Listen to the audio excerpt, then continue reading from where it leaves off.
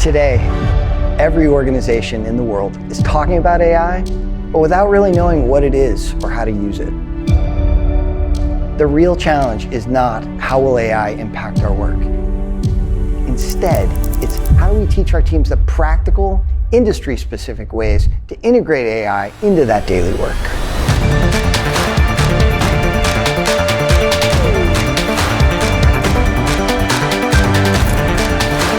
Please welcome Dan Chuparkoff. I'm Dan, and I help people reinvent the way they work with the power of AI. Today, I'm going to try to give you a slightly different AI mindset. I'm going to give you some practical AI skills that you need to be successful in your future. And finally, I'm going to give you a tiny glimpse at industry intelligence so that you see the kinds of things that are already changing in your industry.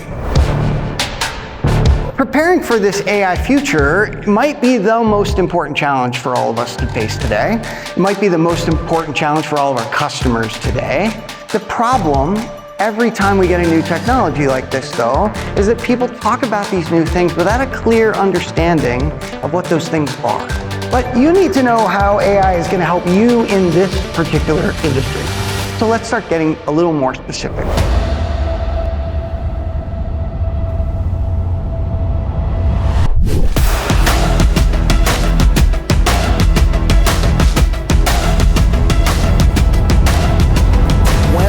To audiences, I have a way of breaking down the specific work that they're trying to get done. And I show them what specific work to give to AI and what specific work to focus on for themselves so they can improve their own performance, the performance of their team, and the performance of their company. Use this to keep up with the changes in your industry, the changes in your role, the things that are starting to happen, the examples that are showing up from your competitors, or maybe even your own team. These are some of the things that will change in the next year and a half into retirement planning, internet security, state government, agricultural equipment, software developers, schools, product managers, cybersecurity. AI is for all of us now. It's starting to help every one of us no matter what our role is.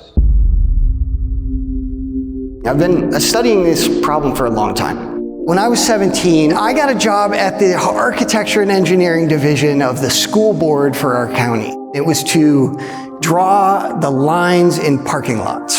I'm drawing parking lot lines in ink on paper. I did this for months. And one day I'm filing plans away and I meet this new guy. And he's got the computer running AutoCAD. And so he draws a parking lot line and then hits copy, paste, paste, paste, paste, paste, paste, paste, paste. It melted my brain. He just took the thing that used to take me 3 days and he did it in like a minute and a half. And that changed the way I looked at technology for a long time. And then that moment kept happening over and over and over again for 30 more years. I discovered PCs changed the way we had information across our teams, and then the web, and then mobile, and then cloud, and then data science, and then remote work, and then generative AI, and there's probably robots coming next after that. In all the roles that I've ever had, I was always focused on how people are getting the work done. And I had the opportunity to look at tens of thousands of teams and how they do work and how they prioritize it and what even is work. And that gave me a new perspective when it came to AI, because I know what kind of work AI can never do. And I know what kind of work it's going to help you do faster. What I've discovered is that there actually is a very specific definition of the word work. I'm confident that there are 6 things we do at work, and I call them the hierarchy of human expertise. The first 3 things are this: we talk to people, right? We communicate, we find out what we need to do and why, right? And then there's process stuff, the tasks on our to-do list, and then there's investigation, looking for issues, right? Those are the first 3 kinds of work. But there's more kinds of work that don't get enough of our mind share. Because above that white line there, the 4th kind of work is problem solving. Now, in order to spend more time doing problem solving, you're going to have to shrink some of the other kind of work. But AI can't ever climb across that white line. It can't solve new weird problems. And it won't ever be, no matter how good it gets, because it only learns from the past. We will always need people to solve, decide, and imagine. Always. Right? That's going to be our job regardless of what industry we're in. We are the people that solve, decide, and imagine, and AI is going to start doing those bottom layers of the pyramid a little bit faster for us. And because of that, there's an amazing opportunity for all of us.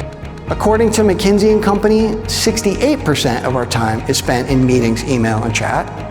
Right? Microsoft says 64%. AI is going to help make this a little bit more efficient. That's 1.5 billion hours every week just in the US. If we could make that 1% better, that's like hiring 1.5 million new people for the workforce for free. That's awesome. What if we could make it 10% better?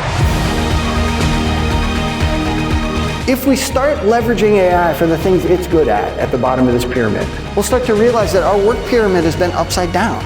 We should have more time for solving hard problems. We should have more time for making better decisions. We should have more time to imagine solving problems faster, making decisions with confidence, and imagining even more ways to drive the future of everything with the power of AI.